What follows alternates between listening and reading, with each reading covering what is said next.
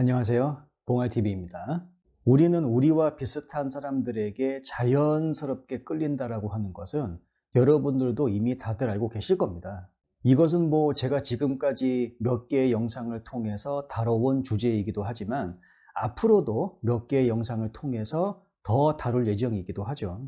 남녀 사이에 많은 유사점들이 있을 수 있겠지만 그 중에 역시 뭐니 해도 당연히 얼굴을 우리가 빼놓을 수는 없습니다.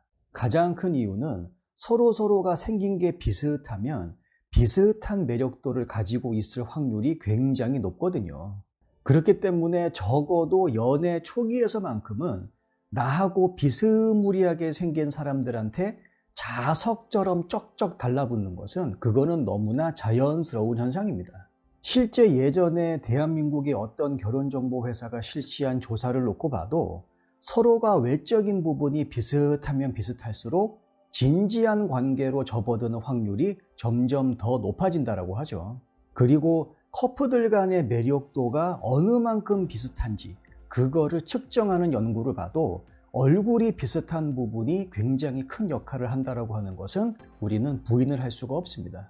커플의 매력도가 얼마만큼 비슷한지를 연구한 자료들을 놓고 보게 되면 다음과 같은 결론을 우리는 내릴 수가 있습니다. 단순히 연애만 하는 커플의 매력도보다 동거를 하는 커플의 매력도가 더 비슷하고요.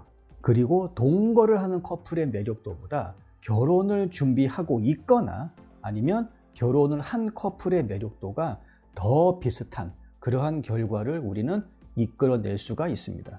여러분, 월트 디즈니에서 만든 미녀와 야수라고 하는 애니메이션 아시죠? 겉으로만 놓고 봤을 때는 미녀와 야수 완전히 별개의 개체죠. 하지만 저주가 풀린 야수의 본 모습은 여러분 어떻습니까? 프린스 차밍이죠.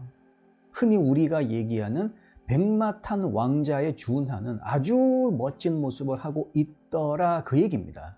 따지고 봤을 때 선남선녀의 해피엔딩이 바로 미녀와 야수 이야기라고 하는 것이죠. 미녀와 야수에 등장하는 미녀의 이름이 벨이죠. 이 벨이라고 하는 이름은 무도회장에서 제일 아름다운 여인을 가리키는 용어이기도 합니다. 그만큼 미녀와 야수의 미녀가 엄청난 미녀였다 그 얘기죠. 잠시 망할 놈의 저주 때문에 야수의 외적인 매력도가 살짝 가려져 있기는 했지만 결국 선남선녀끼리 외적인 매력도가 서로 비슷한 남자와 여자끼리 커플이 되더라 그 얘기입니다. 그나저나 야수 이 자식은 흔히 우리가 얘기하는 철딱서니 없는 머스마의 모습을 그대로 다 담고 있습니다. 우선 행동 하나하나가 아주 충동적이에요. 수틀리면 그냥 밥상이나 뒤엎고 자기 마음에 안 들면 벨한테 소리나 고래고래 질러대고 그렇다고 해가지고 지가 둘러엎은 밥상 자기가 와서 치우는 것도 아니야. 와, 정말 주변에 보면 굉장히 훌륭한 조언자들이 있습니다. 그래서 이 조언자들이 이렇게 한번 해보세요, 저렇게 한번 해보세요. 처음에는 듣는 척 합니다.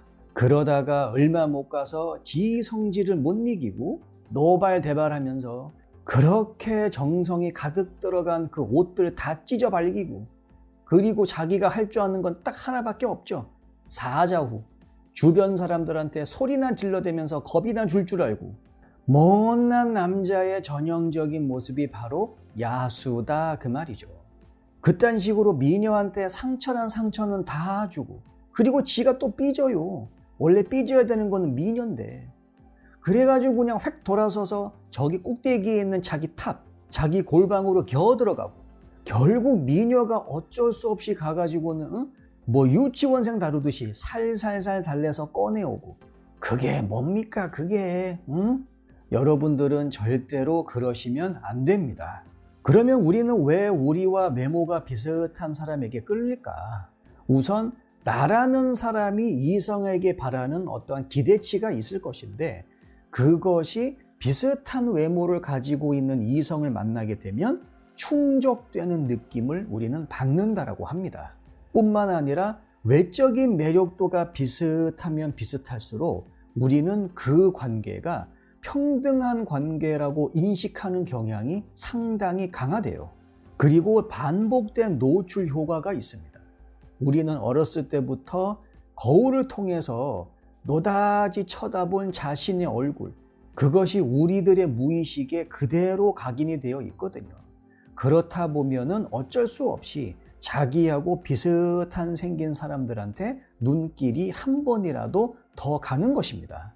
그렇기 때문에 단순하게 연애만 하는 커플들 사이에서의 외적인 유사성보다 이것을 넘어서서 중장기적인 진지한 관계를 이어나가고 있는 커플들 사이에서의 외적인 유사성, 이것이 더 크다라고 우리가 얘기할 수 있는 겁니다. 마지막으로 외모라고 하는 것은 상대방에 대한 많은 정보를 가지고 있습니다. 사실 우리가 외적인 부분을 얘기할 때 얼굴이냐 아니면 키냐 이렇게 이분법적으로 딱 나눠서 자웅을 겨루는 그런 경우가 사실 많이 있거든요. 하지만 키보다는 얼굴이 훨씬 더 중요합니다. 우리의 뇌는요, 상대방의 얼굴을 인식할 때만 활성화가 되는 그러한 부위가 따로 있을 정도예요. 그만큼 우리의 얼굴에는 많은 정보가 담겨 있습니다. 여러분, 오죽하면 이런 말도 있지 않습니까? 나이가 40을 넘으면 자신의 얼굴에 책임을 질 줄 알아야 된다고. 왜? 자기 인생을 어떻게 살아왔는지가 이미 그 사람의 면상에 다 하나씩 미켈란젤로가 다비드상을 만들어 가듯이 바로 그냥 우리들의 얼굴에 다 새겨져 있습니다. 결국 우리는 상대방의 얼굴을 통해서 그 사람의 라이프 스타일, 식성, 평상시의 습관, 더 나아가서 질병의 유무를 우리는 판단할 수가 있는 거죠. 그렇기 때문에 어떤 사람이 우리와 비슷한 외모를 가지고 있다라는 것을 알아챈다라고 하는 것은 그 사람의 삶의 방식에 대한 간접적인 접근을 우리가 할 수 있구나라고 해석이 되는 것입니다. 이와 같은 이유로 우리는 외모가 비슷한 사람들에게 자연스럽게 매력을 느끼게 되고, 그리고 그러한 사람들과 같이 보내는 시간이 점점 더 편하고 익숙해지게 되는 겁니다. 그러다가 연애 기간 중에 발견될 수 있는 외적인 유사성 이외의 다른 영역에서의 유사성들, 그것이 하나씩 둘씩 더 밝혀지게 되면 이 사람이 나의 진정한 인연이구나, 그러한 마음을 갖게 되는 거죠. 그러다 보면 결국 서로가 서로를 닮아가는 그러한 형국을 맞이하게 되고, 이러한 자연스러운 서로에 대한 끌림이 결국에는 그 커플을 행복한 커플로 만들어주는 겁니다. 억지로 인연을 만들어 가려고 하는 사람들을 보게 되면 결국 중장기적인 단계에 들어갔을 때 여러 가지 크고 작은 어려움으로 고통을 받는 경우를 우리는 많이 목격합니다. 자연스러운 만남이 점점 더 어려워지는 그러한 세태라고는 하지만, 그렇다고 해서 나와 잘 맞지도 않는 사람과 억지로 인연을 만들어 가려고 하는 그러한 모험을 감행하는 것은, 그것은 지양해야 될 것입니다. 오늘도 긴 영상 시청해 주셔서 감사합니다. 다음 영상에서 뵙겠습니다. 들어가십시오.